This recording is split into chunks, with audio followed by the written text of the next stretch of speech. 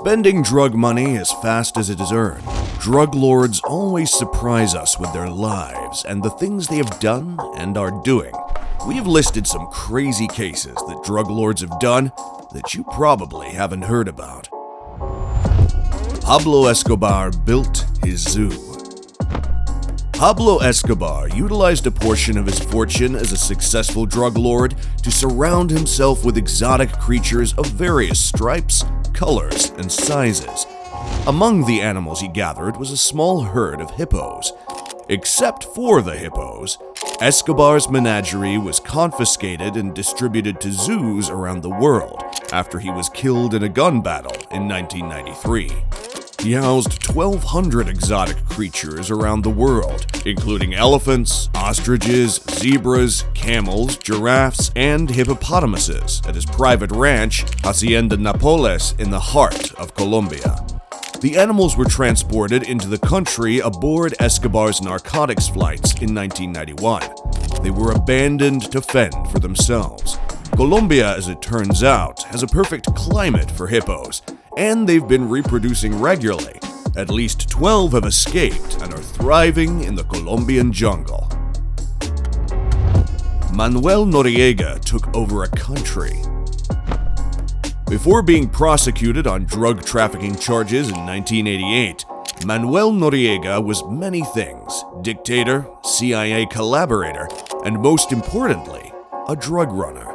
Noriega took over the country of Panama with the power and income he obtained from his business contacts trafficking guns to US-backed revolutionaries. Zambada Sinaloa cartel owns a kindergarten school. When the brutal stories of Pablo Escobar and El Chapo made headlines worldwide, one name escaped prosecution: Ismael El Mayo Zambada. Zambada has been on the DEA's radar since 1978, but he has never been apprehended. Zambada has ensured his freedom by bribing politicians and police, but he has also managed to stay free by investing in a series of unsuspecting money laundering fronts. He owns a dairy, a kindergarten, and an aquatic park, among other things. El Molca made gold-plated machine guns famous. Ramiro Pozos Gonzalez, also known as El Molca, was arrested in 2012 on drug trafficking and murder accusations. A gold-plated AK-47 with his initials monogrammed on the handle was one of the most precious items seized from his home by authorities. Gonzalez wasn't the only drug lord with expensive and flashy firearms. The El Museo de Enervantes in Mexico City presented an exhibit of gold-plated and jeweled weaponry recovered from strong cartels during the drug war. Pablo Escobar bribed the Colombian government. Escobar was so powerful that he could bribe even the most powerful politicians, officials, and judges. His motto was, plata o plomo, which translates as silver or lead. Those who could not be bought off with money were shot and killed. According to Mark Bowden, author of Killing Pablo: The Hunt for the World's Greatest Outlaw, bank deposits in Colombia's 4 major cities more than doubled between 1976 and 1980. With so many illegal American dollars pouring into the country, its elite began looking for ways to get their cut without breaking the law. President Alfonso López Michelsen's government enabled what the central bank referred to as opening a side window, which allowed unlimited amounts of dollars to be transferred to Colombian pesos. The government was involved. Garnet Gilbert Smith owned a fleet of luxury vehicles. Some people wait for years to get their own Ferrari, one of the most costly and elegant automobiles on the globe. Some drug lords, on the other hand, can afford a Ferrari for every day of the week. Garnet Gilbert Smith, a Baltimore drug dealer, was arrested in 2014 and was said to own 19 exotic vehicles, which included a $162,300 Lamborghini Murcielago, a $219,000 2009 Maybach, and a $165,000 Aston Martin. Griselda Blanco loved collecting artifacts from powerful women. In In the late 1970s, Griselda Blanco was a major cocaine dealer in Miami. She was known as the Black Widow and was responsible for over 200 murders before being assassinated in a motorcycle drive-by in 2012. Ironically, she was taken down by a technique she helped pioneer. Blanco, on the other hand, spent large amounts of money on valuables from prominent women before being dethroned.